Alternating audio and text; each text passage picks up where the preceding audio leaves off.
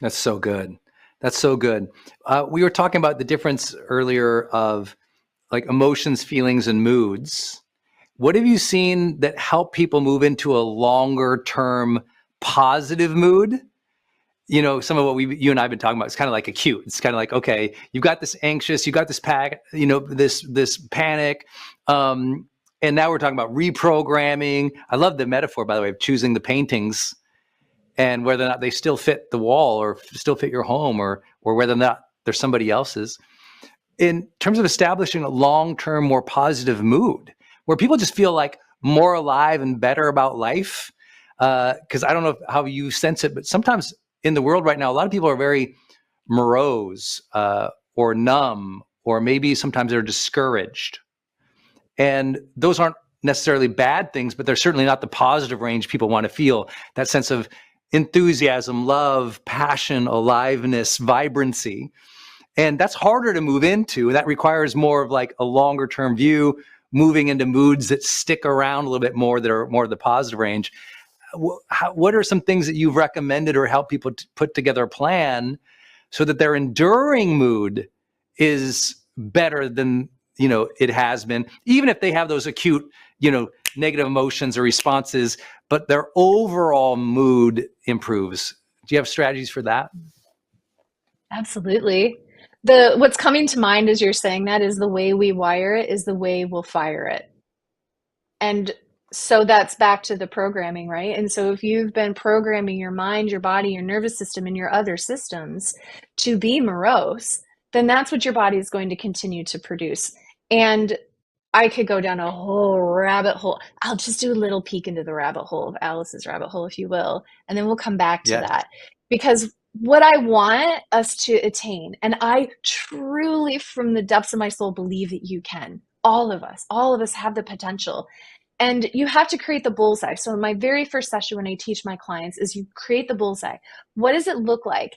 And I want you to have freedom where you are living in your mind, your body, your nervous system, and your spirit in such attunement that you can use that vessel that you live in to reach your loftiest goals of potential, that you can live and exist in such a way that obliges wonderment from those who look on, and they can say, how did you do that? What is the formula? How can I live like that? That's freedom. And we can do that by taking a whole person approach. And so when we understand and we get really concrete with it, it's about being really empowered and educated and informed. And this is what I love about your work, is that you teach people this. You bring on these brilliant guests that teach people this. And then we take ownership. And it's like the story I was telling at the very beginning about how I was relinquishing my control to the authorities. And then I ended up becoming the authority. But rather you taking back your authority, right? And learning about what your mind, your body, your nervous system says. Because, we think about Susie, who we were just talking about, and she was hypervigilant in some ways. And so her body produces stress, right? So we have cortisol. Cortisol suppresses inflammation. Suppressed inflammation changes the gut. And then now you have less of an immune system surveillance in the gut. And then you have pathogens can take over, like yeast and dysbiotic bugs. And now we have inflammation in the gut that causes leaky fenestrations. So it's kind of like gaps, right? So then all these particles and inflammatory cells and things that aren't supposed to be escaping out of the gut, that shouldn't be there to begin with, are now in the bloodstream. And they say leaky gut, leaky brain. And so now the brain is being exposed to these things. And then we get inflammation in the brain, and inflammation triggers the amygdala to say, oh my goodness, we're in danger. And then when the amygdala does that, now our hormones are changing and our melatonin is changing and our gut bugs are changing. And as you see, it's this whole domino effect. And so when we're talking about long-term longevity and joy and wonderment, is we're talking about what can I do as a whole person to promote healing? And is this life-giving? Or is this something that may be a detour from life-giving? And so this is about how you think. This is about your belief systems. This is that top-down model. This is my thoughts, my beliefs, my self-talk, my visualizations, but it's also bottom-up. And that's that process of listening to the body.